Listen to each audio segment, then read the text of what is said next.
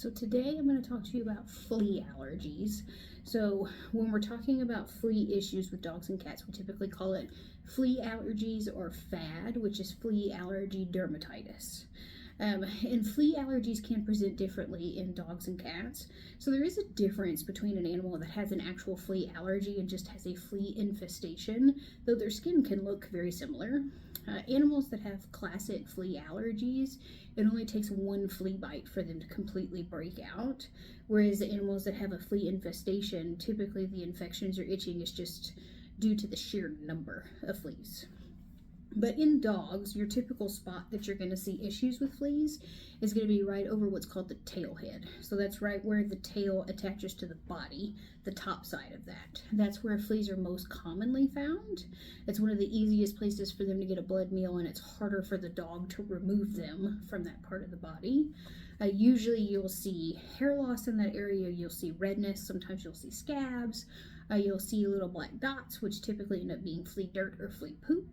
Sometimes in dogs you'll get some lesions around the neck or behind the ears, but more commonly than not, it's going to be over the tail head. In cats, they like to get something called miliary dermatitis, which is very specific to cats, where they get little bumps or scabs directly down their spine on their back and then around their neck area or their collar area. When they get these, you typically have to give them medication to get rid of the fleas. You have to treat the environment for fleas.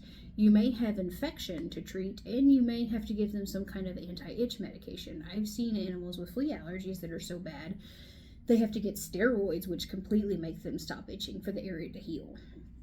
I feel like the biggest hurdle with flea allergies in dogs and cats is actually getting the environment under control.